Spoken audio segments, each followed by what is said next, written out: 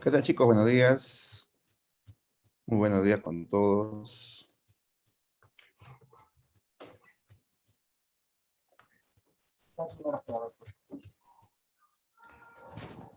Listo, gracias, gracias. ¿Qué tal, chicos? ¿Cómo están? Vamos a dar inicio ya a nuestra sesión de hoy. Ya, claro, pero siempre, pues, ¿no? Nos saludamos, nos vemos, chicos.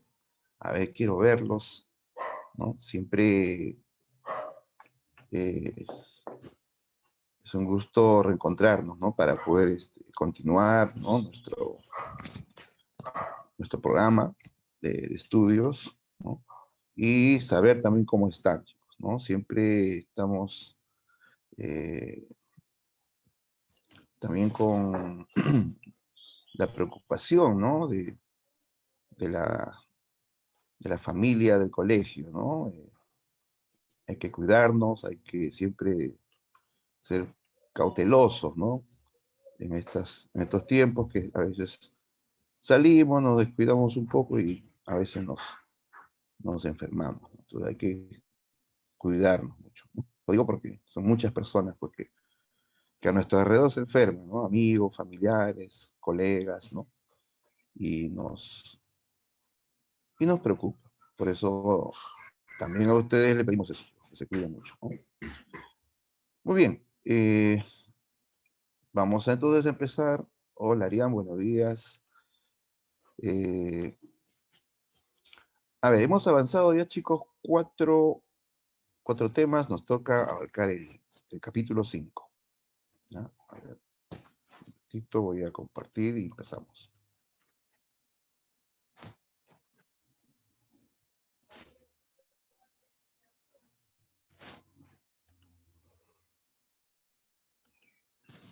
Ya, el capítulo 5. Literatura medieval. ¿Sí? Ya hemos trabajado hasta la semana pasada la literatura clásica, ¿no? La épica griega, la tragedia griega, y ahora nos corresponde hablar de eh, la literatura en la Edad Media.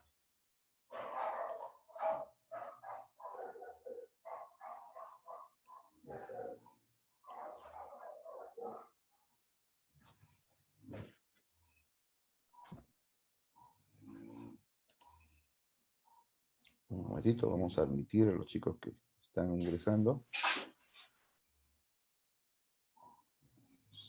Ahí está, hola Diana. Y ahora sí, ¿no?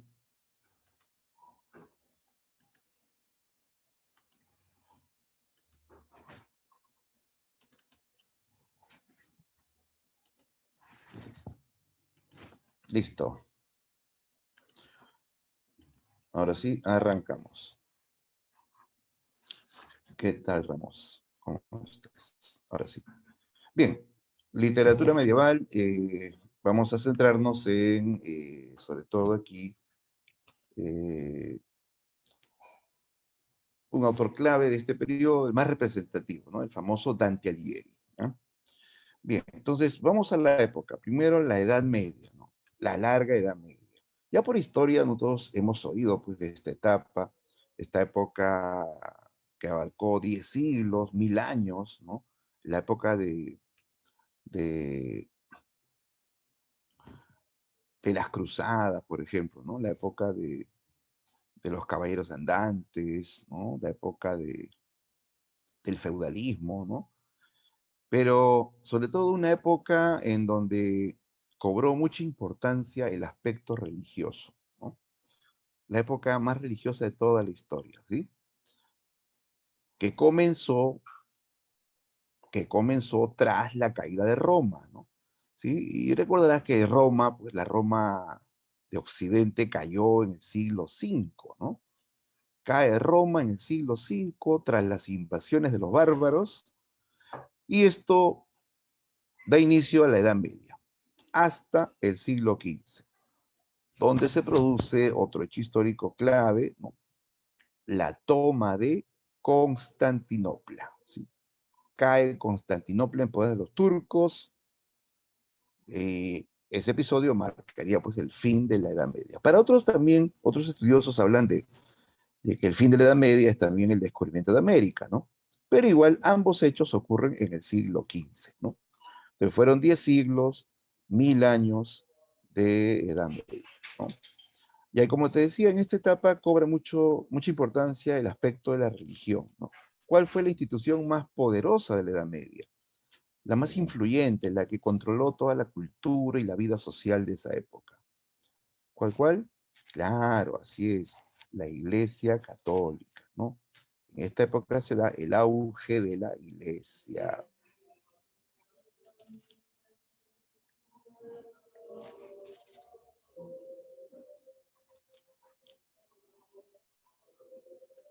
La Iglesia Católica, así es. Será la institución más influyente, la que va a conectar a todos los países europeos de esa época, ¿sí? La que va a tener mucha importancia en el aspecto cultural, filosófico, social, incluso político. Claro, en esta época el Papa tenía más autoridad que un rey, que un emperador, ¿sí o no? ¿No? La Iglesia tenía un poder, ¿no? Más allá de la vida terrenal, ¿sí o no? Claro. Entonces, bajo esa premisa vamos a encontrar una literatura que aborda temas religiosos, ¿no? Poesía que habla de la vida de los santos, obras épicas que van a hablar del destino de las almas, ¿no? Todo vinculado pues a la influencia del clero. Pero también en esta época surge se da, ¿no? Otro sistema ya en el ámbito económico, eh, en el ámbito económico, vemos pues que es una sociedad feudal, ¿sí? Una sociedad feudal, ¿correcto? Donde aparecen estos grandes señores, los feudales, que eran dueños de grandes extensiones de tierras, ¿no? Que vivían en sus castillos, ¿no? Que tenían vasallos y tenían sus siervos, ¿no? Siervos que trabajaban la tierra, ¿no? Y que pagaban tributo al señor feudal, ¿no? Claro, los siervos tenían que entregarle incluso sus mejores prendas al señor feudal. Las primeras siembras de los siervos no era para ellos, era para el señor feudal. Las primeras crías de sus ganados no era para ellos, era para el señor feudal, ¿no? Hasta la primera noche de casado de un siervo no era para él, era para su señor feudal. Así era la norma, ¿no? De vida, ¿no? Entonces era una época en que el siervo pues estaba desposeído, ¿no? Tenía pues apenas derecho a la vida, a un nombre propio, ¿no? Pero pues vivía pues sometido, ¿no? Por el señor feudal, ¿ya? Entonces en este panorama también vamos a encontrar una serie de costumbres, costumbres guerreras, aparecen guerreros que van a combatir por su señor feudal, ¿no? Que van a luchar también en nombre de Dios, ¿no? Entonces, la Edad Media estuvo marcada básicamente por esto, ¿no? Por el poder de la iglesia y por el sistema feudal, ¿sí? Y todo eso se va a reflejar a través de la literatura de esta época. Bien, ahora sí, vamos a revisar ya cómo fue la literatura medieval, características de la literatura medieval. Ya, a ver, una primera idea pues, que va a regir la cultura y la vida en esta época es eh, la visión de que todo gira en torno a Dios. ¿Ya? ¿Y cómo se le llama esto, chicos, a este pensamiento? ¿Cómo se llama este pensamiento? Dios es el centro de todo. Claro, ¿no? Visión teocéntrica o teocentrismo, ¿no? Teocentrismo, así es. En esta época, la cosmovisión es teocéntrica, ¿no? O sea, el hombre organiza su mundo y su vida en torno a Dios, ¿no? ¿Sí? Entonces, las obras en esta época van a reflejar este pensamiento, esta cosmovisión, ¿no? Que todo gira en torno a Dios, ¿sí? Por ejemplo, eh, en las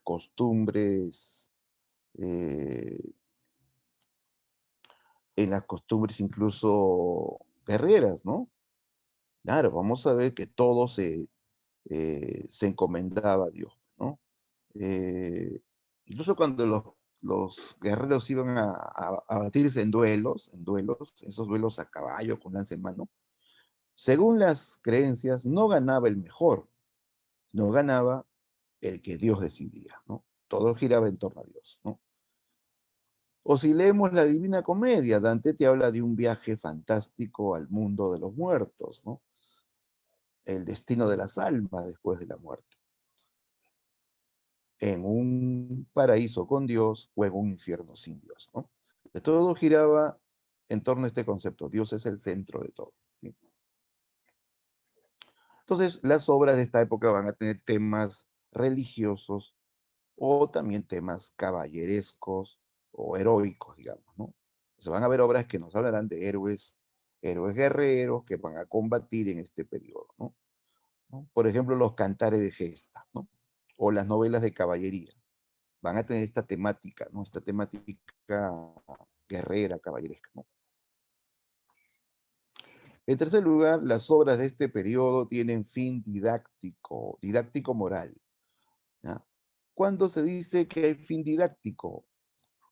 Porque normalmente la literatura tiene un fin estético, ¿no? O sea, busca deleitar con un lenguaje elegante, un lenguaje embellecido, ¿no? Pero en esta época se impone el fin didáctico, o sea, las obras sobre todo deben enseñar, ¿no? Deben transmitir valores morales, ¿no? Valores cristianos sobre todo, ¿no? En cuanto a las lenguas, la lengua de mayor prestigio, la lengua de culto y de conocimiento, era el latín, ¿no? Que fue la lengua oficial de los romanos, pero ya Roma, el imperio ha caído, pero el latín va a ser el legado de los romanos, ¿no? Entonces, se va a usar el latín en la literatura medieval, sobre todo más en la primera fase. En la primera fase, en la alta Edad Media, predomina el latín, ¿ya? Predomina el latín para, sobre todo, los temas religiosos y filosóficos, ¿ya? Se centra más en esos temas, temas religiosos y filosóficos. Y el latín pues era la lengua de los sabios en esa época, ¿no?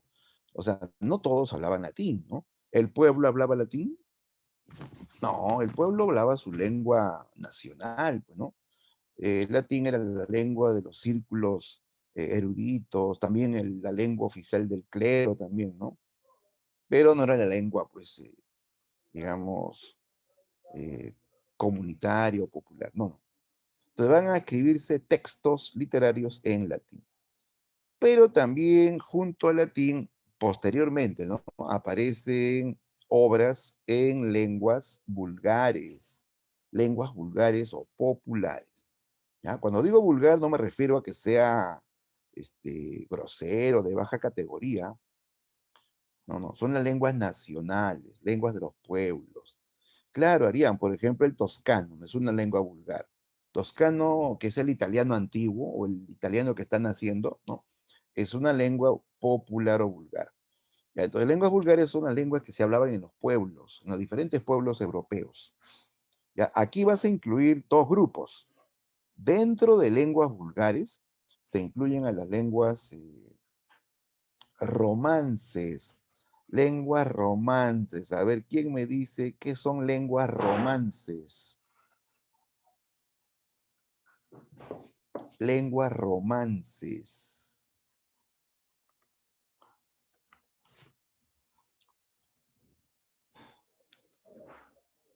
Romances no son lenguas que sean románticas en el sentido del estilo romántico, ¿no? Son lenguas que derivaron del latín vulgar, exacto. Bien, Richard. Bien, Arián, claro. Eran lenguas que derivaron del latín. Bien, Allison también lo dijo, provienen del latín vulgar, ¿no? O sea, eh, el latín perdió su unidad, digamos, ¿no? Se se dieron procesos de dialectización y surgen las lenguas romances, ¿no? Como el castellano, ¿no? Como el portugués, claro, como el italiano o el toscano, ¿no? Y así, pues, ¿no? El provenzal, el sardo, ¿no? El gallego, claro, ¿no? Son lenguas romances, derivaron del latín vulgar, ¿no? Del latín, ¿no? Del pueblo. Ese es el grupo o primer grupo de lenguas vulgares. Y otro grupo son las lenguas germánicas. Las germánicas, que solo incluye dos lenguas, el alemán y el inglés, ¿no? Esas no son romances, pero son lenguas vulgares. O sea, las lenguas vulgares abarcan a las lenguas romances y a las lenguas germánicas, ¿ya? Entonces, ese paquete le llaman lenguas vulgares. Entonces, se van a componer obras en lenguas vulgares. Al comienzo en forma oral, hacia el siglo IX, se componen obras en lenguas vulgares que se transmiten en forma oral. Y ya hacia el siglo XII, ya aparecen obras escritas, ¿ya? Escritas en lenguas vulgares, ¿ya? En lenguas vulgares. Por ejemplo, los cantares de gesta. Los cantares de gesta no están en latín. Todos los cantares de gesta se compusieron en lenguas vulgares o populares, ¿no? Y aparecen ya textos escritos de cantares en el siglo XII, ¿ya? Siglo XII. Bien, ahora en cuanto a los géneros literarios que destacaron en esta época, en la Edad Media vamos a, sobre todo, a notar mayor abundancia de obras épicas y líricas, ¿ya? Obras épicas y obras líricas. Y dentro del género lírico, lo más, pues, típico y abundante fueron los cantares de gesta, ¿no? Los cantares de gesta. ¿De qué hablan los cantares de gesta? ¿Ah? ¿Cuál es el tema de los cantares de gesta? ¿de qué nos hablan los cantares de gesta? ¿Ya? Hechos, hazañas, ¿no? De héroes, ¿no? Claro, canta las hazañas de héroes guerreros, que mayormente fueron históricos, ¿no? Claro, o sea, esto es cierto, a diferencia de las epopeyas, ¿te acuerdas de la Ilíada, la Odisea? Ahí aparecen héroes míticos, héroes que pertenecen al imaginario popular, ¿no? De los griegos, ¿no? O sea, no vamos a pensar que existió Hércules, Aquiles, ¿no? Helena de Troya, ¿no? En cambio, aquí aparecen héroes que sí corresponden a la historia, por lo menos al mundo de las leyendas, donde la leyenda es mitad historia, mitad fantasía, ¿no? Héroes medievales, héroes guerreros que lucharon en la Edad Media, ¿no? ¿No? La mayor parte de ellos históricos, algunos legendarios, ¿no? Héroes como el mío, sí, Roldán, o el rey Arturo, que es más legendario, ¿no? Pero de esos héroes, ¿no? Que lucharon, pues, en la Edad Media. Ojo, y los cantares de gesta fueron compuestos por juglares, ¿sí? Los juglares, eso eran los poetas típicos de la Edad Media, pues, los juglares, poetas eh, de, de clase social popular, ¿no? Que iban a las calles, a las plazas, a los mercados, a veces a los castillos, ¿no? A narrar estas historias de héroes guerreros, ¿sí? El juglar es el poeta popular, ¿correcto? Que canta en forma oral las hazañas de un héroe guerrero, ¿ya? Y mayormente, pues, no se conocen nombres de juglares, ¿no? Estos juglares permanecieron en el anonimato, ¿no? El juglar cantaba la historia con el fin solamente de ganarse la vida. O sea, no era la idea, pues, de hacerse conocidos, de hacerse famosos, no. No interesaba la fama. Cantaban la historia de un héroe para sobrevivir, ¿no? Terminaban de contar la historia y el pueblo le alcanzaba un plato de comida, un vaso de vino, y el juglar contento, ¿no? Se iba a otra plaza y seguía contando, ¿no? Entonces, eran poetas anónimos. Ahora, en el campo de la lírica o género lírico, destaca la poesía de amor cortés.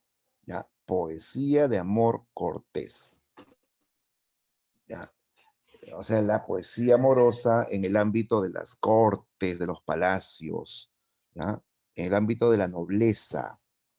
Ahí aparece otro poeta medieval, el poeta del amor, chicos, el poeta del amor llamado trovador. Ya aparecen entonces en este ámbito los trovadores, que ya no son poetas populares, ¿ah? No, estos ya son poetas eh, que viven en palacios, en cortes, o sea que eran más pitucos que los juglares, ¿sí o no? Claro, los trovadores viven en palacios y van a cantar el amor entre los nobles. Van a hablar sobre el amor entre las damas y los caballeros de los palacios, ¿ah? Generalmente son amores prohibidos. Esos amores eh, incluso adúlteros, ¿no? Claro, porque hablaban del amor de un caballero por una dama que ya estaba casada o que estaba comprometida. Por ejemplo, tú habrás escuchado la historia de Lancelot. Lancelot. ¿De quién se enamoró el caballero Lancelot? ¿Han visto? No, incluso hay películas, ¿sí o no? ¿De quién se enamoró el caballero Lancelot?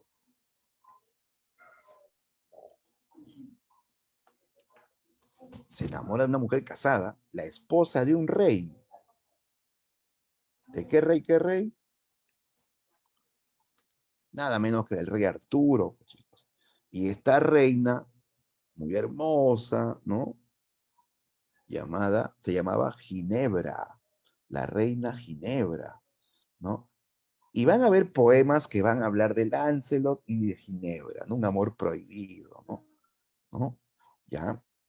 Pero eran poemas así bien galantes, ¿ya? Donde el caballero que se enamora hace méritos, no solamente declara su amor, sino hace méritos para conquistar el amor de la dama noble, ¿ya? De la dama noble.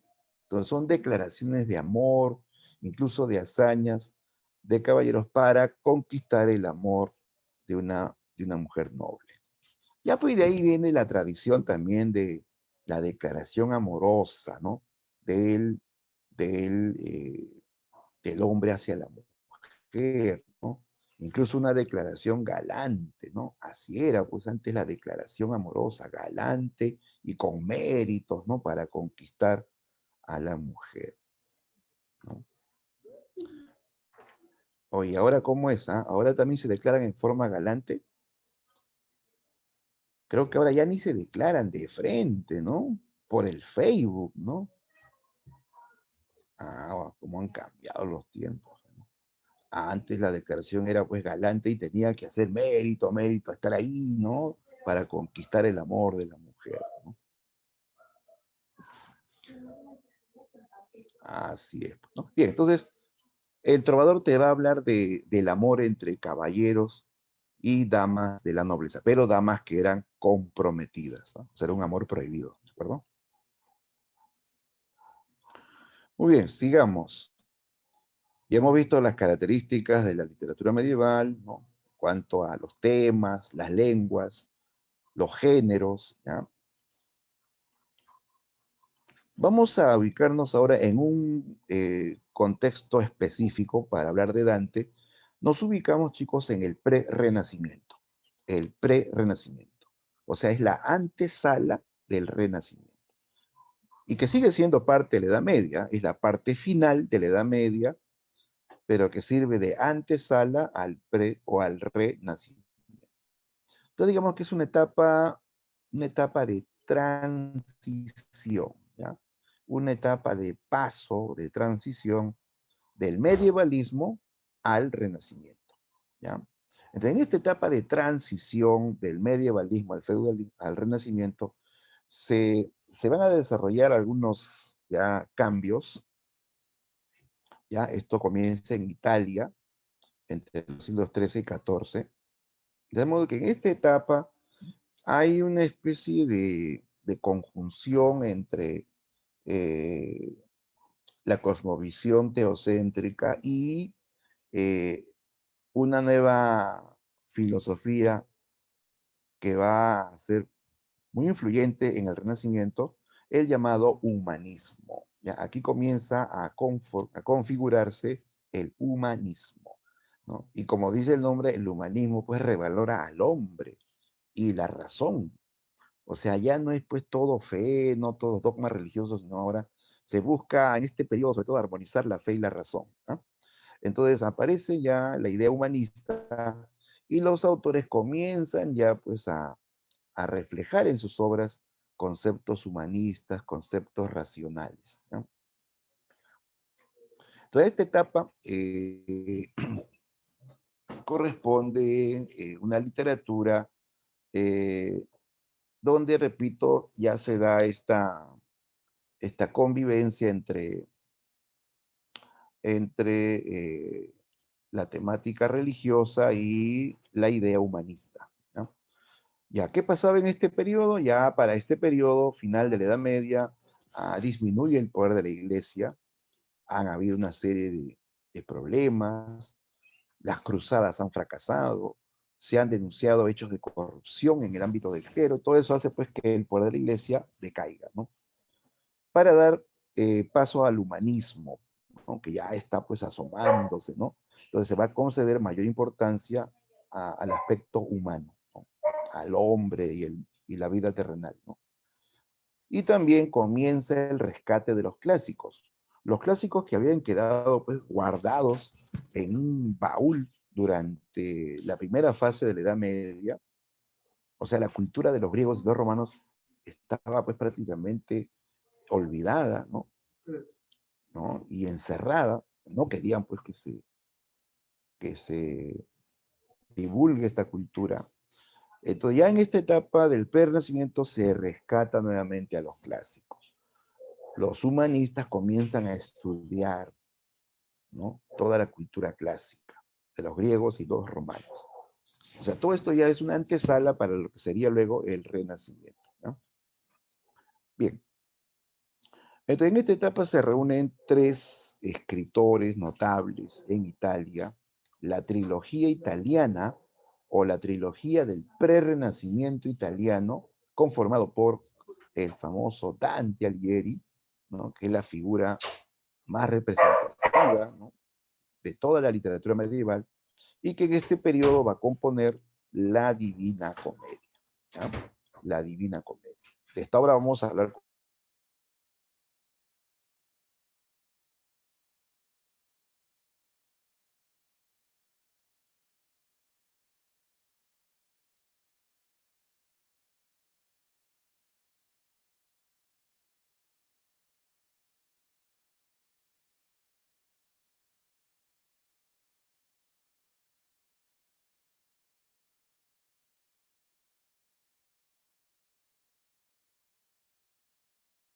jovencita, cuando tenía apenas 24 años, se murió Laura con la peste negra. Esa peste negra que azotó la Edad Media y mató pues a miles, ¿no? Entonces, muere jovencita y pues Petrarca vivía enamorado de ella, pero nunca estuvo con ella. Le escribió sus poemas estando viva y le escribió más poemas estando muerta, ¿ya?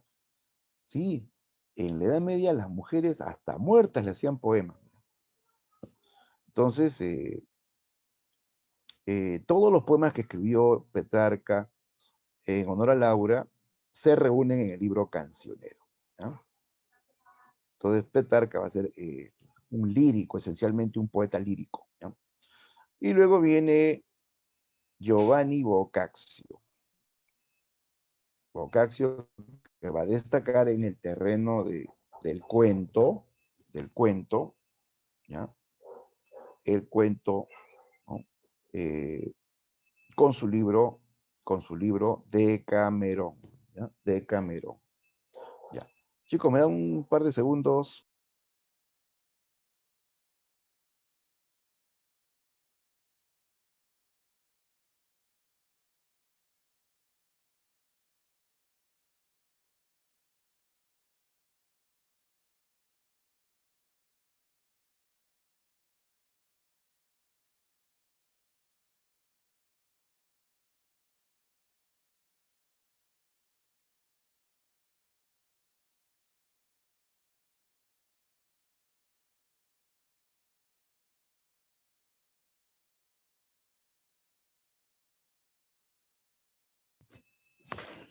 Ya, ahora sí.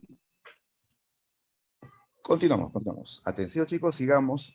Y entonces hablamos finalmente de Boccaccio, autor del libro de Camerón, ya que es un libro de cuentos, de 100 cuentos, ¿ya? 100 cuentos cargados de humor, de sátira, de erotismo. Sí, fue un libro que causó polémica, un libro censurado por su temática erótica. Ya, en estos cuentos desfilan personajes italianos que son así, pues, seductores, adúlteros, ¿no? Pícaros, ¿no? No solamente personajes de la población civil, sino también, digamos, miembros del clero, ¿sí? Aquí aparecen personajes del clero arrastrados por sus pasiones, ¿no? Aparecen monjas, curas, eh, que pues también van a verse involucrados en estos escándalos. Sí, aparecen bastantes curas lujuriosos, avaros, hasta curas herejes. ¿Te imaginas un cura hereje? Si así estaban los curas, ¿cómo estarían los demás, no? Entonces, es un libro donde se hablan de estas historias de pasiones eróticas, ¿no? De adulterios, de picardías, ¿no? Pero que tienen un trasfondo crítico. O sea, en el fondo, Boccaccio lo que quiere es criticar, ¿no? La, la hipocresía o la doble moral de muchos personajes, ¿no? Que aparentaban ser, pues, virtuosos y no lo eran, pues, ¿no? ¿Ya? Entonces, hay una actitud crítica, sobre todo al clero, ¿no? Sobre todo al clero, ¿no? Bien, entonces, esos son los tres grandes autores del prerrenacimiento, ¿no? Como te das cuenta, ya la literatura ya no es, pues, puramente teocéntrica, sino ya comienza a abarcar otros temas, ¿no? Incluso hay una actitud crítica ya, ¿no? Ahí tenemos una imagen del Decamerón, ¿no? Ahí aparecen 10 personajes, 3 varones, 7 mujeres, que huyen de la peste negra, se reúnen en una hermosa campiña, una hermosa hacienda, y pasaban el tiempo contando historias. Cada uno contó 10 historias. ¿Ya? Y como son 10 personas, 7 mujeres, 3 hombres, en total se sumaron 100 cuentos. El Decamerón está conformado por 100 cuentos. ¿Ya? Es una muestra entonces del género narrativo, ¿no? Medieval. ¿Ya? Bien, ahora sí, hablemos del famoso Dante Alighieri, que es sin duda, pues, el más famoso escritor italiano de todos los tiempos, ¿no? De todos los tiempos. Ya, ahí está, él nació en Florencia, en la ciudad de Florencia, Italia, en el año 1265, y murió desterrado, ¿no? En el año 1321 en la región de Ravenna, que es como una provincia en Italia, ¿no? Veamos algunos aspectos de la vida de Dante. Ya, a ver, a Dante se le considera poeta nacional de Italia, ¿ya? Por haber compuesto la Divina Comedia, que sin duda es la obra mayor, pues, ¿no? De toda la literatura medieval, ¿ya? Es el poeta nacional de Italia. Y uno de los cuatro genios, ¿eh? Uno de los cuatro genios de la literatura mundial, junto con Homero, junto con Shakespeare y con Cervantes. Dante integra ese famoso cuarteto de genios de la literatura universal.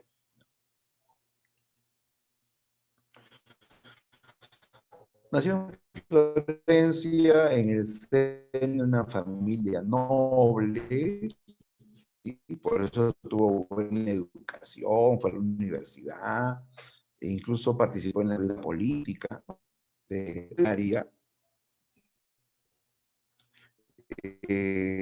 dentro de una escuela poética, ¿ya?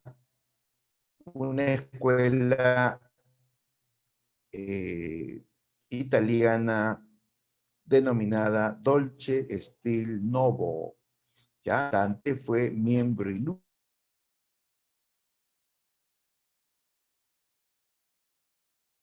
que idealiza a la mujer. Entonces, que idealizar es presentar algo como supremo, como perfecto, ¿sí? Eso es idealizar, ¿no? Los poetas de esta escuela, como Dante, decían que la mujer era la creación perfecta de Dios, que la mujer era el límite entre lo humano y lo divino, ¿sí? Una suerte de ángel de Dios en la tierra, a la cual había que amar y adorar para acercarse a Dios. Sí, o sea, aplican la idea teocéntrica en el tema de la poesía amorosa. ¿Ya? ¿Se acuerdan? Y hemos dicho que en la Edad Media el hombre organiza su mundo en torno a Dios. ¿Sí? Ese es el teocentrismo. El Dolce Stil Novo aplica eso en la poesía amorosa. Solamente que en vez de decir Dios, dice mujer. Y en vez de decir hombre, dice poeta. El poeta organiza su mundo en torno a la mujer amada. Se plantea que amando a la mujer, se acercaba a la perfección de Dios. Eso es una mirada idealizada, pues a ver a la mujer como un ángel, como un ser divino. Es que en la Edad Media, pues las mujeres eran unas santas. Ah, María, sí, fíjate. Entonces, esa era la mirada que tenían los poetas de la mujer, ¿no?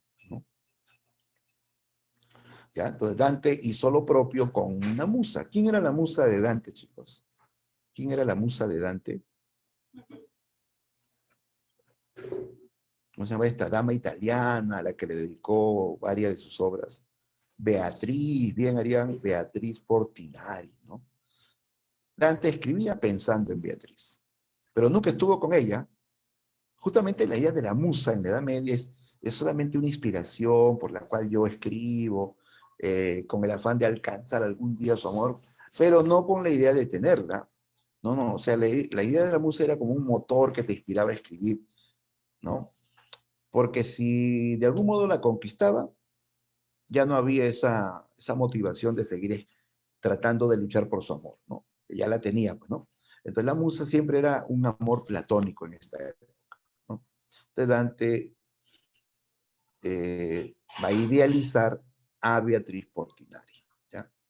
A ella le dedicó un libro de poesía y prosa llamado Vita Nova, ¿ya? Vita Nova.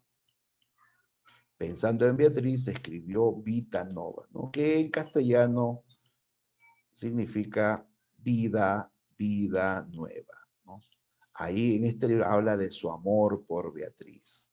Pero un amor que no es pues puramente, ¿no?, terrenal, físico, un amor con la idea de que amando a la mujer, él estaba acercándose a la perfección de Dios.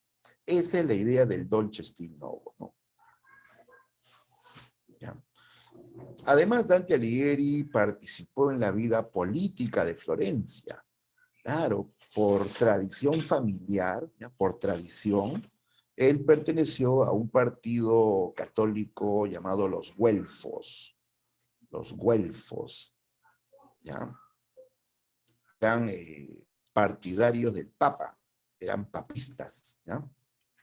Pero Dante, que ya asume una actitud crítica, va a cuestionar, ¿no? Va a criticar abiertamente al Papa Bonifacio, ¿no?, acusándolo pues de corrupción, ¿no?, de haber eh, negociado con asuntos espirituales, ¿no? Por eso que a Dante lo votaron de su partido, ¿ya? Lo votaron de su partido. Lo obligaron a pagar una multa impagable, ¿no? Y Dante pues tuvo que irse, tuvo que ser desterrado, ¿no? ¿No? Se va de Florencia por estos rencores políticos, por sus cuestionamientos al Papa, ¿no?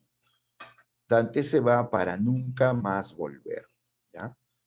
O sea, queda desterrado para siempre, ¿ya? Para siempre. En el año 1302 se ve desterrado de Florencia por estos rencores políticos, ¿ya? Pero lo bueno es que en esta etapa del destierro, él va a escribir su obra cumbre, su obra mayor, la Divina Comedia, que lo escribe en el exilio, estando en Ravenna, fueron las épocas más pues, difíciles, más amargas de su vida. Dicen que hasta llegó a mendigar en las calles de Ravenna, ¿no? Pero en ese tiempo de alejamiento, de soledad, él escribió su obra cumbre, la Divina Comedia, ¿ya? La Divina Comedia. Bueno, él tiene en realidad varias obras, ¿no? Tiene obras escritas en latín, la lengua culta, y tiene obras escritas en toscano, que es la base del italiano actual, ¿no? En latín es autor de obras como La Monarquía, donde él habla de las luchas políticas en Florencia, ¿no? Escribe también esta obra importante de la lengua vulgar, que es una obra donde él va a defender la validez del italiano, ¿ya? Defiende a la lengua nacional de Italia y la propone pues como una lengua bella, musical, ¿no? Que puede usarse en la literatura, ¿ya? En la literatura. Y él lo va a hacer, ¿eh? Dante va a usar el italiano para la literatura, porque lo común era pues que las obras se escriban en latín, ¿no? En latín. Pero Dante va a defender la validez del italiano para el uso literario, ¿no? Ahora, en italiano o toscano están sus obras más conocidas. Vida Nueva o Vita Nova, donde idealiza a Beatriz, habla de su amor por Beatriz, y La Divina Comedia, ¿ya? La Divina Comedia no está escrita en latín, ¿eh? Está en toscano, toscano o italiano, ¿ya? Bien, vamos a analizar su obra cumbre, La Divina Comedia.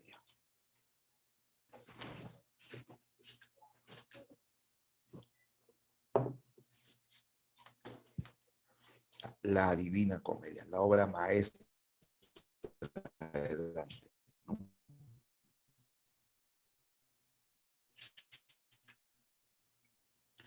Sin duda, es toda una enciclopedia de conocimiento.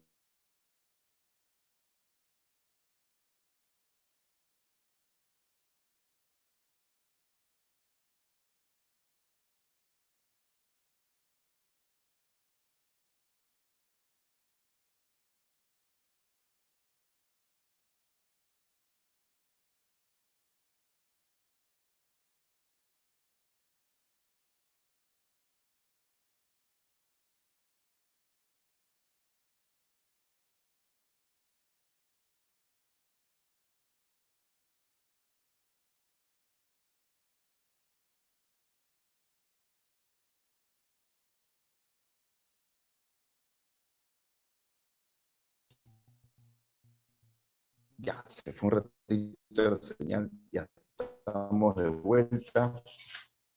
¿Ven mi pantalla, muchachos? ¿Se ve mi pantalla? No, profe, no.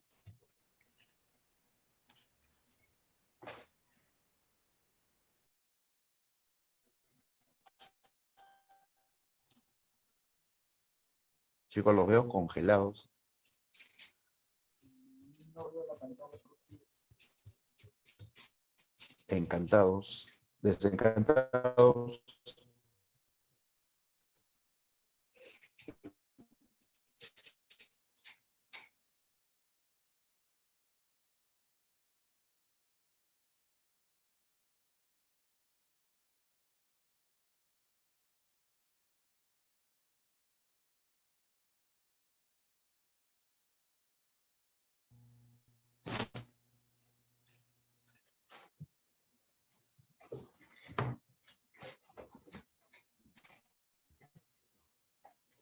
Tampoco inestable la señal.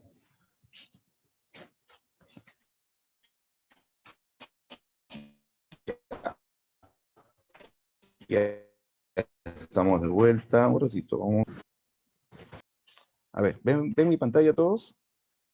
¿Sí? ¿Se ve? Ahí, perfecto. Listo, listo. Ahora sí, entonces, continuamos. Ya, a ver, vamos a describir la parte formal y luego ya vamos al contenido de la obra. La Divina Comedia. En principio, la obra tuvo un título original más simple, ¿no? Dante le llamó comedia, comedia, y no porque fuese una obra cómica, ¿no? Lo que pasa es que en esos tiempos las obras no tenían pues una eh, categorización como ahora, pues que tú puedes decir es épica, lírica, dramática y puedes incluso subclasificarla, ¿no?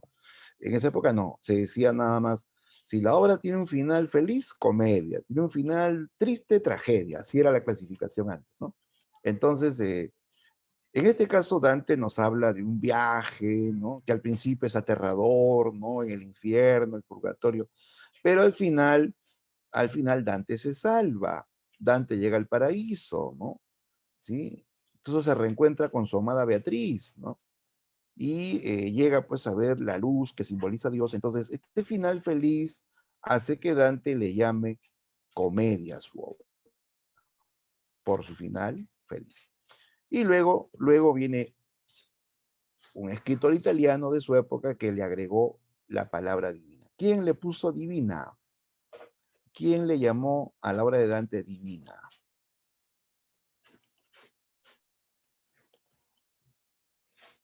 Nada menos que Boccaccio, Giovanni Boccaccio. Ah, Chepe no, Boccaccio. Leyó y quedó fascinado, ¿no? Sorprendido, ¿no? Dijo, es divina, que en ese tiempo equivale a decir perfecta, ¿no? Perfecta, ¿no? Y así quedó con el nombre definitivo, Divina Comedia, ¿no? Bien, entonces la Divina Comedia la vamos a clasificar dentro del género épico, épico porque narra hechos, ¿no? Utiliza el verso y narra hechos grandiosos, un viaje fantástico, un viaje fabuloso al mundo de los muertos, ¿no? En cuanto a la especie, la Divina Comedia debe ser llamada poema épico. Poema épico. No cantar de gesta, no novela, tampoco epopeyas, no poema épico, que es una especie del género épico que se caracteriza por su nivel culto. Nivel culto, eso lo diferencia del cantar de gesta, que es de nivel popular, y además está ligado a la cultura cristiana.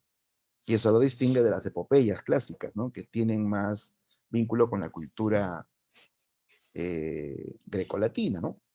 En este caso, la idea pues del viaje al infierno, al purgatorio, al paraíso, está vinculado a la cosmovisión pues cristiana de esa época, ¿no?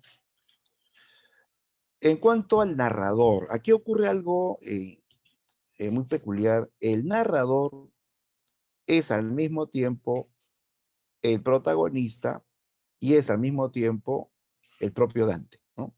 Dante es el autor, Dante es el narrador y Dante es el protagonista, ¿no? O sea, Dante va a mostrar su viaje, sus visiones en el mundo de los muertos, ¿no? Entonces el narrador no es pues omnisciente como en otros casos, sino es protagonista, ¿no? Ya, la obra tiene estructura tripartita. ¿Por qué tripartita? Porque todo se estructura en base al número 3. ¿Sí? 3, tiene 3 partes, escrita en tercetos, los personajes aparecen de 3 en 3, ¿no? ¿Por qué todo es 3?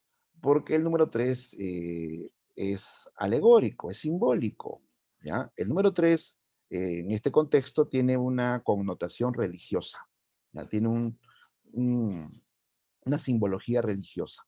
El número 3 era alusivo a la Trinidad, ¿ya? La Santísima Trinidad, el Padre, el Hijo y el Espíritu Santo. Y por eso que en ese contexto todo se construye en base al número 3, ¿no? ¿Ya? Entonces esta obra tiene 3 partes: infierno, purgatorio y paraíso. Cada parte se divide en cantos. En el infierno hay un prólogo, un canto introductorio o prólogo. Por eso que hay uno más. En el infierno hay 34 cantos. El purgatorio y el paraíso no tienen prólogo, solo constan de 33 cantos, ¿ya? Entonces el infierno tiene un canto más porque presenta un canto introductorio.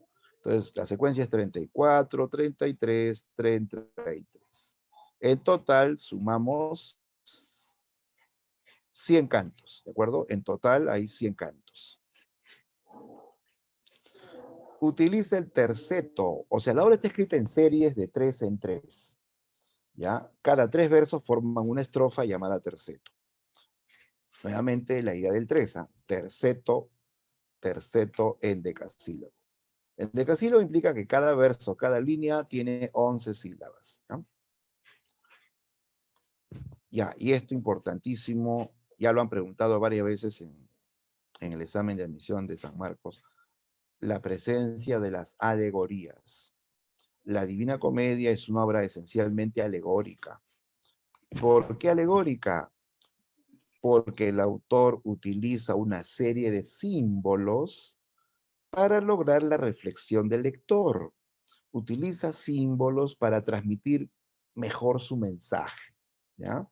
Así como nosotros simbolizamos, por ejemplo, la paz, ¿no? Con una paloma, o simbolizamos la justicia, ¿no? Con una mujer con ojos vendados y con una balanza, ¿no? Dante hace lo mismo, simboliza eh, este viaje que él realiza como una especie de búsqueda de salvación, y en este viaje le acompañan dos guías, ¿no? Dos guías, Virgilio y Beatriz. Virgilio es un símbolo, él simboliza la razón, porque fue el hombre más culto de la antigüedad romana, ¿no? Beatriz, Beatriz simboliza la fe en Dios, una mujer muy virtuosa, ¿no? Símbolo de perfección para Dante, ¿no? Entonces, se simbolizan ideas, la fe, la razón, la salvación, ¿no? Los pecados también, ¿no? A través de seres físicos.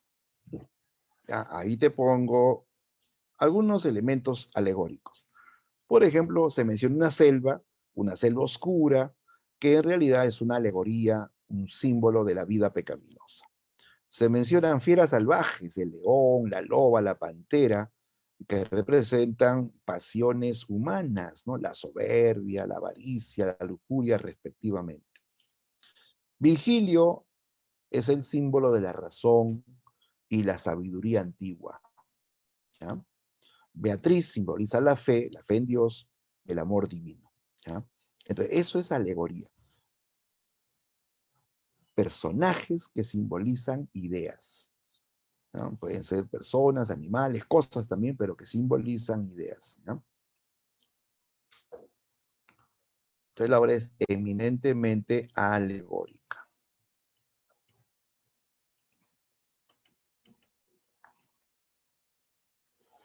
Ya, en cuanto a la temática, vamos entrando ya al contenido, la temática.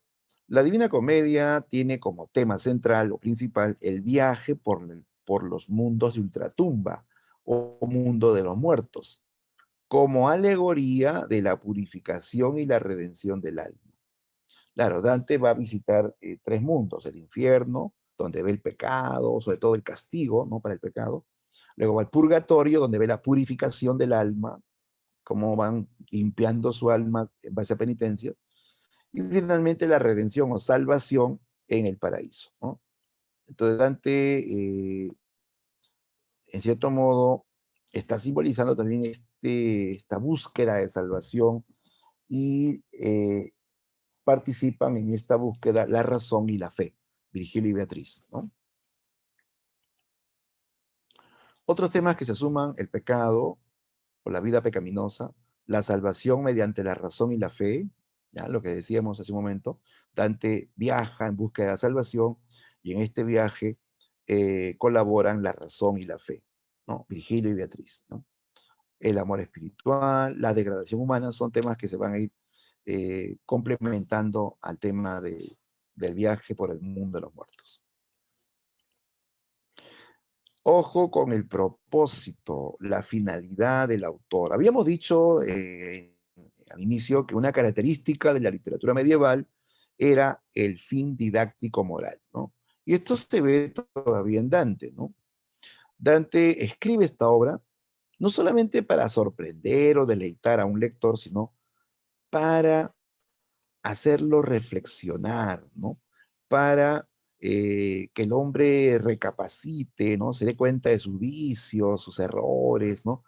Y los deje y busque las virtudes, ¿no? Entonces Dante con esta obra pretende contribuir con la reforma de un mundo corrupto y anárquico. O sea, a través de una obra, no de la Biblia, no de un libro sagrado, sino de una obra, él quiere contribuir con la reforma de un mundo corrupto y anárquico, ¿no?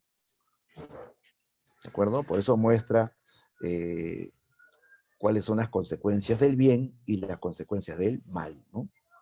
¿No? ¿De acuerdo? Esa es la idea de esta obra. Reformar a una sociedad que estaba descarriada. Bien, la obra comienza, chicos, con este famoso episodio de la selva oscura. ¿Ya? Comenzamos con el argumento. Dice Dante al comienzo de su obra: a la mitad del camino de la vida, en una selva oscura me perdí, porque mi vía recta había perdido.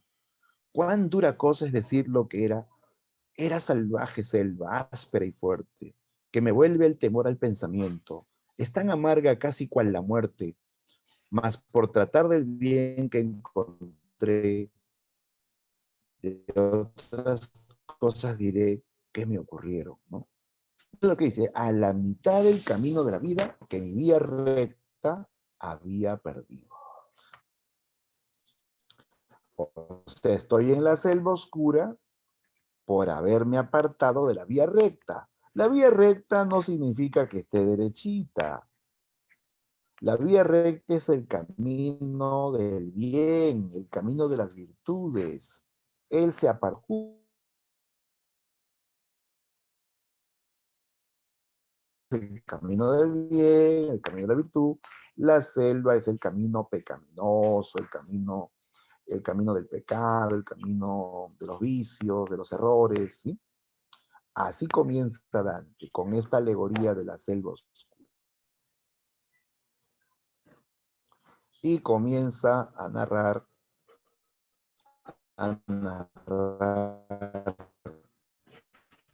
sus visiones en el infierno. Ya. Cuando él está en la selva oscura, perdido, porque es una selva que lo aterra, una selva oscura, una selva en tinieblas, donde vagan las fieras, se escuchan aullidos, ¿no? Imagínate, ¿no? Dante está corriendo, buscando la salida, ¿no? Asustado. De pronto ve una colina por donde intenta escapar, ya estaba a punto de salir, y le cierran el paso las tres fieras salvajes, ¿no? Las tres fieras de la selva oscura. El león, que simboliza la soberbia, la, la pantera, que simboliza la lujuria, y la loba, que simboliza la avaricia. Esas fieras lo quieren devorar. Primero, que no lo dejan salir de la selva. Y Dante se asusta, comienza a escapar, las fieras lo persiguen para devorarlo. De pronto aparece la voz de la razón. Él va a escuchar la voz de la razón. ¿Quién era la razón? La razón o la sabiduría antigua era Virgilio, ¿sí? El poeta romano Virgilio. Se le aparece el alma de Virgilio, ¿no? Y Dante, pues, al principio se asusta. ¿Quién eres tú? Ve la sombra, ¿no? Y Virgilio se presenta como el antiguo poeta romano, ¿no? Que vivió en los tiempos de Augusto, del emperador Augusto, y que cantó la historia del virtuoso Eneas. Eneas. Que Dante lo reconoce. Virgilio, eres el gran poeta latino Virgilio. Salve, poeta, yo te admiro, he leído tus obras, he copiado tu estilo prodigioso, ¿no? ¿Qué haces aquí? ¿A qué has venido? Le dice, ¿no? Y Virgilio le dice que él ha sido enviado por una dama angelical llamada Beatriz. Beatriz, ¿ya? Y que lo va a guiar hasta su encuentro, ¿ya? Y Dante le cree, pues Dante lo admiraba muchísimo. Dante le cree y le dice, oh maestro, por ese Dios que nunca conociste, sácame de aquí y llévame donde mi amada Beatriz, ¿no? Y así comienza este largo viaje. Virgilio lo va a guiar primero hacia el infierno, ¿no? ¿Ya? Junto con Virgilio llegan a una montaña donde hay una entrada que los conduce al infierno justamente. Una montaña cerca de Jerusalén, ¿ya? En la entrada, Dante de una frase que lo paraliza, una frase que dice, por mí se va a la ciudad del eterno llanto, por mí se va al eterno dolor, por mí se va a la raza condenada, abandonen toda esperanza. Abandonen toda esperanza, era lo único que le quedaba a la humanidad, la esperanza. Y dice, abandonen eso también, ¿no? Dante se queda paralizado, ¿no? Entonces, dice, maestro, esos significados me espantan, no me atrevo a ingresar, ¿no? Virgilio le dice que eso es necesario, que él debe dejar la cobardía, que él lo va a guiar, que es necesario que él vea todas estas cosas, ¿no? Ya entonces Virgilio lo convence, ¿no? Y juntos van a ingresar, van a atravesar esta entrada para, ¿no?, llegar al infierno, ¿no?, al infierno. Lo primero que vio Dante al traspasar la entrada fue a muchas almas de hombres que son atormentados por mosquitos y por gusanos. Así cientos de mosquitos le atormentan, ¿no? Les pican, hasta les hacen sangrar y en el suelo hay miles de gusanos asquerosos que están pues bebiendo la sangre humana. Estos eran las almas de los indiferentes, los que vivieron de espaldas a Dios, ¿no? ¿Ya? Entonces, ellos que fueron llamados indiferentes o negligentes son atormentados por mosquitos y gusanos. Luego de ver esta escena, aparece la visión del río Aqueronte. ¿Ya? El río Aqueronte ya es el río de los muertos, el río de los muertos. Aquí Dante va a conocer al barquero de las almas. ¿Cómo se llamaba el barquero que transporta las almas? Según la mitología, ¿no? El barquero que transporta las almas al mundo de los muertos. Este barquero famoso en la mitología se llamaba Caronte, ¿ya? Caronte. Se aparece en muchos mitos y películas también. ¿Has visto Percy Jackson, no? Ahí también aparece Caronte. Lleva las almas al mundo de los muertos, ¿no? Ya, entonces Dante y Virgilio van a subir a la barca de Caronte para traspasar el río de los muertos, ¿ya? Luego de cruzar el río de los muertos, Virgilio le enseña a Dante el infierno propiamente dicho, que era un abismo horripilante en forma de cono que llegaba hasta el centro mismo de la Tierra, como un cono invertido, una suerte de embudo que llegaba hasta el centro de la Tierra. Un abismo horrendo, aterrador. Dante al ver ese abismo se desmaya en el acto. Dante se desmaya cada rato en esta historia. Todo le aterra, todo le espanta. De ahí viene la palabra dantesco, ¿no? Dantesco es aterrador, ¿no? Bien, Virgilio lo ayuda y le dice que van a tener que bajar a este abismo que está conformado por 9 regiones o 9 círculos, ¿ya? En cada círculo hay un tipo de alma condenada, ¿no? Comienza el viaje por el abismo y en el primer círculo, Dante verá a las almas de los no bautizados, ¿no? Los no bautizados. Aquí se hallaban las almas de todos aquellos que vivieron antes de Cristo o murieron sin conocer el cristianismo, ¿no?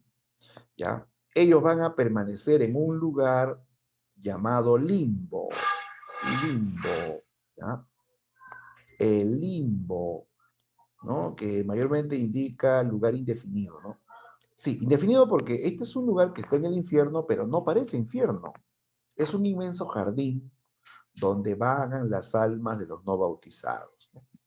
¿Ya? Su castigo o su única pena, digamos, era que nunca podrían ver a Dios ni el paraíso, ¿no?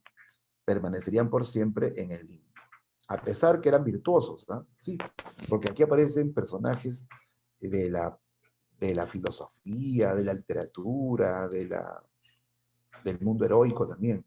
Aquí vio a grandes filósofos como Aristóteles, Platón, Sócrates, vio a poetas como Homero, Esquilo, Horacio, vio a héroes como Héctor, como Eneas, vio a los grandes sabios de la antigüedad, a Pitágoras, Tales de Mileto, Demócrito, Leucipo, ¿no? ¿Ya? Todos los virtuosos de la antigüedad, como no conocieron el cristianismo, no podían ver a Dios, ni el paraíso, ¿no? Entonces ellos permanecían en el limbo, suspirando, ¿no? Por un paraíso que nunca podrían ver. Luego, en el segundo círculo, ahí ya comienzan los castigos, ¿no? En el segundo círculo verá a las almas de los lujuriosos, esos que tienen los apetitos sexuales desenfrenados, descontrolados, los sátiros, los pervertidos, ¿no? Los adúlteros también, ¿no? Aquí Dante vio pues a una serie de almas conocidas, ¿no? Vio, por ejemplo, el alma de Julio César de Roma, ¿no? Marco Antonio, Cleopatra de Egipto, Paris y Helena, ¿no? Que protagonizaron pues un escándalo, ¿no? Paris que raptó a Helena, Helena que traicionó a su esposo Menelao, ¿no? Y causó la guerra de Troya, ¿no? ¿No? Todos ellos aparecen en este círculo. Y ve a muchos personajes de su época, muchos italianos e italianas, ¿no? Que también fueron arrastrados por la lujuria, por sus pasiones sexuales, ¿no? A ellos los arrastra un torbellino. Su castigo es ser arrastrados eternamente por un torbellino que los lanza por todos lados eternamente, ¿no? En el tercer círculo, Dante verá a las almas de los glotones, los golosos, esos que no paran de comer, esos que le quitan la comida a su hermanito, ¿no? Ellos estaban en el tercer círculo. Aquí los glotones son vigilados por un perro mitológico horripilante, el cancerbero. ¿Ya? El cancerbero vigila a los glotones. En este lugar cae una lluvia de granizo y forma una especie de barro nauseabundo y los glotones tenían que comerlo. Ellos lo comen, lo vomitan, otra vez lo comen, otra vez lo vomitan y así por siempre, ¿no? ¿Ya? Luego baja al cuarto círculo. En el cuarto círculo estaban los avaros y los pródigos. Los avaros y los pródigos que se lanzan piedras, se tiran piedras unos a otros, como los de la huida alianza, ¿no? Avaros, o sea, los tacaños, los que tienen y no gastan. Los pródigos son los derrochadores, los que malgastan.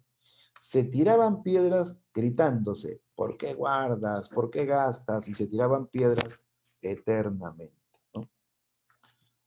Luego, en el quinto círculo, Dante verá las almas de los iracundos, o sea, los coléricos, los rabiosos, esos que no pueden controlar su enojo, esos que paran renegando por las puras, ¿ya? Los iracundos en el infierno se castigan a sí mismos. Ellos se arrancan las carnes con sus propios dientes, ¿ya? Hasta se golpean, están rabiosos. Su cólera va contra ellos también, ¿ya? Bien, luego en el sexto círculo Dante verá a las almas de los herejes, que son sepultados en tumbas de madera y les prenden fuego. ¿Ya? Aquí ve pues toda una ciudad de tumbas ardiendo en fuego. Ahí estaban los herejes, los rebeldes contra los dogmas cristianos, los que terminaron diciendo Dios no existe, diciendo eso, ¿no? Dios no existe. Entonces ellos los quemaban, ¿no? Bien, luego viene en el séptimo círculo las almas de los violentos contra el prójimo, o sea, los asesinos, los violentos contra sí mismos también, o los suicidas, esos que dicen me voy a matar porque ella me dejó. estaban aquí también, los suicidas, ¿no? ¿Ya? Los violentos contra el prójimo aparecen ahogados en un río de sangre, ¿no? Los violentos contra sí mismos aparecen convertidos en árboles que lloran, que sufren, ¿no? ¿No? Luego, en el octavo, Dante verá las almas de los fraudulentos, o sea, los que han engañado, los que engañan. Ahí se incluyen a varios tipos de fraudulentos. Aquí se incluyen a los mentirosos, a los hipócritas, a los seductores, a los adivinos que engañan, ¿no? A los simoníacos. A ver, ¿han oído eso? Los simoníacos. ¿Qué es simonía? Simonía. Ya Dante aquí habla de jerarquías religiosas que cayeron en simonía. O sea, haber negociado con asuntos espirituales y haber obtenido ganancia, haberse enriquecido con asuntos espirituales. Por ejemplo, tú has escuchado una historia del escándalo de las indulgencias, ¿no? Que se cobraba dinero o bienes para el perdón de los pecados. Y eso no tiene nada de espiritual, ¿no? De cobrar para el perdón de los pecados. O sea, muchos podían ser, pues, contra pecadores, pero pagaban y les perdonaban todos sus pecados, ¿no? Y hasta les ofrecían un lugar en el paraíso, les vendían un lugar en el paraíso, sus 120 metros cuadrados asegurados si pagaban, ¿no? Entonces, eso era pues considerado simonía, ¿no? ¿Ya? Entonces, aquí él denuncia a muchas jerarquías del clero, incluso menciona a papas, ahí menciona al Papa Bonifacio, ¿no? Que según Dante se enriqueció él y su familia con asuntos o negociando con asuntos espirituales, ¿no?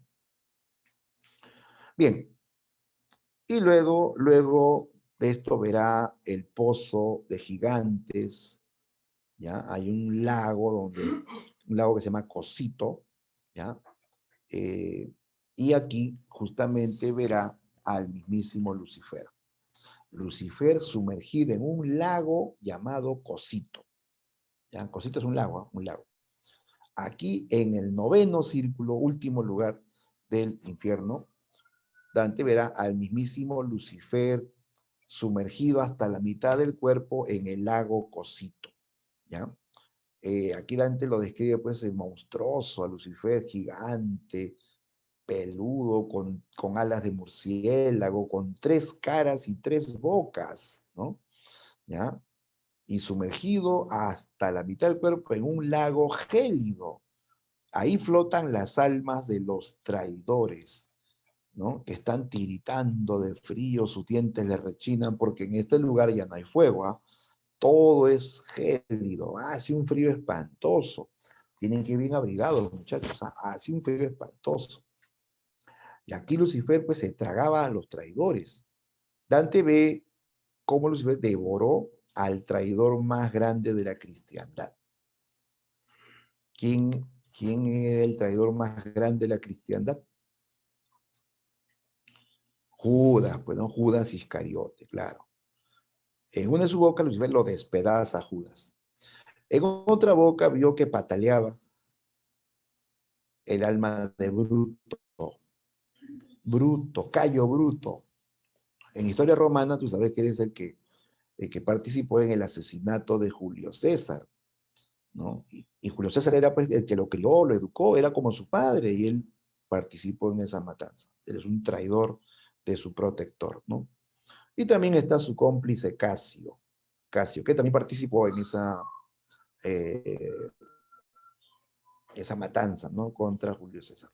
Entonces, él ve a estos 3 personajes, Judas, Bruto y Casio, que son devorados en cada una de las bocas de Lucifer, ¿ya? Entonces, Dante nos muestra estos episodios, estas escenas, pues, aterradoras, estos castigos eternos. ¿Para qué? Para que el lector vea en esas escenas sus propios errores, sus propios vicios, ¿no? ¿No? Y busque enmendarse, corregirse, ¿no? Bien, luego de haber mostrado sus visiones del infierno, Dante nos va a mostrar el purgatorio, ¿no? El purgatorio, ¿ya? Que es así como una montaña formada por siete mesetas, donde se purifican los 7 pecados capitales, ¿ya? Los 7 pecados capitales: la soberbia, la envidia, la ira, la pereza, la avaricia, la gula y la lujuria. Son los 7 pecados capitales. Infierno, que aquí iban las almas de pecadores, pero que se arrepintieron, ¿ya? Que se arrepintieron. En cambio, el infierno iban los pecadores que nunca se arrepintieron, ¿ya? De aquí los que se arrepintieron tenían la opción de salvarse. ¿Cómo? Haciendo penitencias, ¿no? Limpiando su alma con penitencias para finalmente pues ganar una cima, que en este caso es el paraíso terrenal. Ya en la cima de la montaña estaba el paraíso terrenal, el jardín del Edén, el jardín del Edén, ¿ya? ¿Ya? El jardín del Edén, que era el premio para los que ya habían limpiado su alma, ¿no? Entonces Dante continúa el viaje junto con Virgilio, ya, ojo, Virgilio sigue siendo el guía. Virgilio acompaña a Dante por las mesetas del purgatorio, donde, repito, ve las penitencias, ¿no? Las penitencias. Ya, las penitencias en este caso van a limpiar, ¿no? A estas almas de sus pecados, ¿no? Ya, entonces llega a la cima y en la cima, Virgilio desaparece. Virgilio lo abandona. Él no puede entrar al paraíso terrenal. ¿Por qué? Porque recuerda que Virgilio es un hombre de la antigüedad, vivió antes de Cristo, ¿no? Antes de Cristo, y era llamado pagano. Entonces, pagano no podía ver el paraíso, ¿no? Virgilio se va, pero ahora aparece en la entrada del infierno su amada Beatriz, Beatriz Portinari, la mujer que él amó platónicamente, se le aparece en la entrada del paraíso terrenal y lo recibe, pues así muy amorosa: Dante, amado mío, ven conmigo sabrás lo que es el paraíso, ¿no? Y le llevó a conocer este mundo donde la primavera era eterna, donde la felicidad y la dicha era eterna, ¿ya? Luego de recorrer el paraíso terrenal junto con su amada Beatriz, cae una luz del cielo y ambos son transportados, ¿ya? Son transportados al paraíso celestial, ¿ya?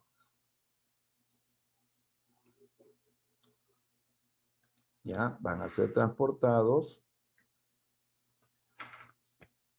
al paraíso celestial. Ahí está. ¿Ya? El paraíso celestial que está fuera de la tierra, ¿no? Fuera de la tierra, ¿ya? Este es el último reino que visita Dante, el paraíso celestial conformado por 10 cielos con nombres de astros y planetas y que giran alrededor de la Tierra, ¿ya? La Tierra aparece inmóvil y como centro del universo. Aplica la teoría ptolomeica o teoría geocéntrica, geocéntrica. La Tierra es el centro del universo, ¿no? Dante va a recorrer estos cielos que son móviles, ¿no? Que giran alrededor de la Tierra, junto con su amada Beatriz. ¿Ya? Ahí ve pues a las almas de los virtuosos, de los justos, ¿no? Que alcanzaron un escaño en el paraíso y vida eterna, ¿no? Entonces Dante recorre el cielo Mercurio, cielo Venus, cielo Sol, cielo Marte. En cada cielo hay pues un tipo de virtud. Por ejemplo, a Venus, que lo asociamos con la diosa del amor, ¿no? A Venus se iban las almas amorosas, las almas que amaban de verdad, que sacrificaban su vida por otros, ¿no?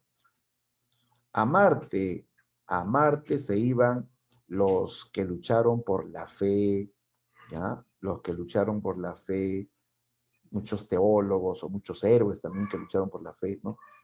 ¿Ya? A, al sol, al sol se iban los espíritus de los sabios, los sabios, los doctos, los estudiosos, ¿ya?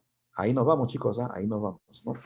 ¿Ya? Entonces, había pues un cielo para cada virtud, ¿de acuerdo?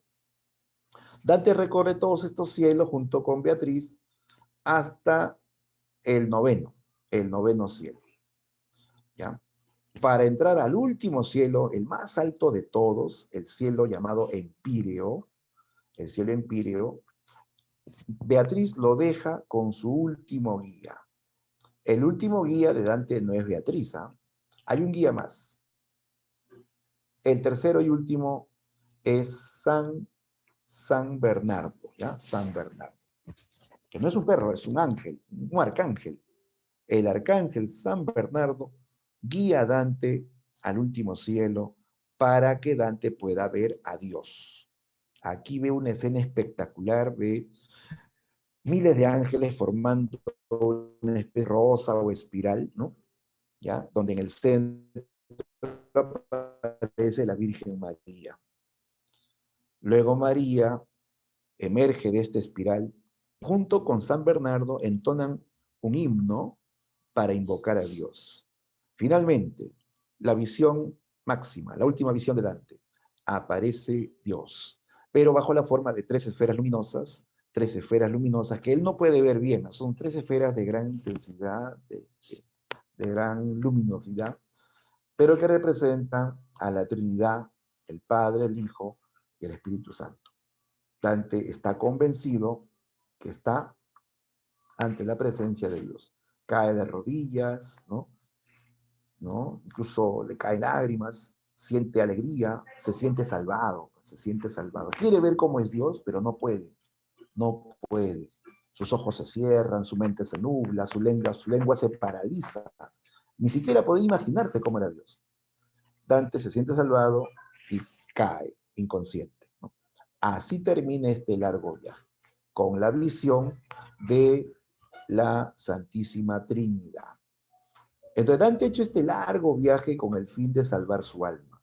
Nota que en este viaje le han acompañado sobre todo Virgilio y Beatriz, la razón y la fe. Entonces Dante trata de transmitir un mensaje, ¿no? Que para la salvación del alma humana no era suficiente la razón, sino también la fe, ¿no? Bien, entonces, esta es la obra alegórica, más alegórica de la Edad Media, ¿no? La obra cumbre de la literatura medieval. Listo, listo.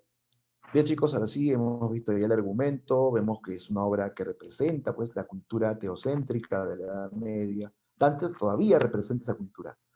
En cambio ya después viene Petrarca, viene Boccaccio ya con otra visión, ¿no? Una visión ya no tan religiosa de la vida, ¿no? Listo. Vamos ahora sí a la práctica. ¿Alguna pregunta, chicos, hasta aquí? Vamos a pasar a la práctica.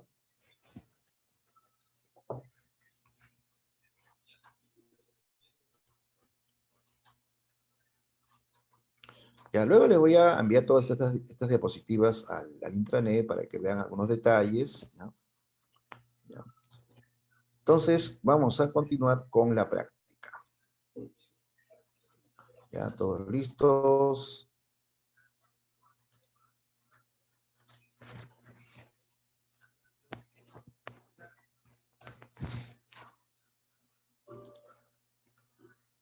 Ya, ahí está.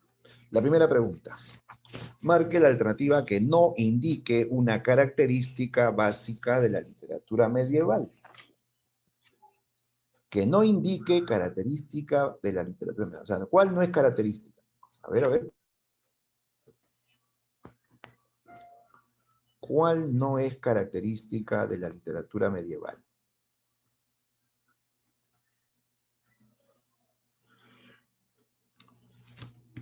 Ya, la pregunta es para todos, chicos, ¿ah?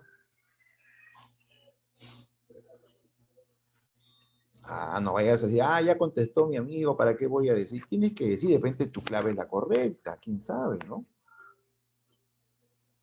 En todo caso, confirma la clave, ¿no? Eso no es la D, dice Arián la D, Colán también dice la D, Sebas también dice la D, ¿no? Claro,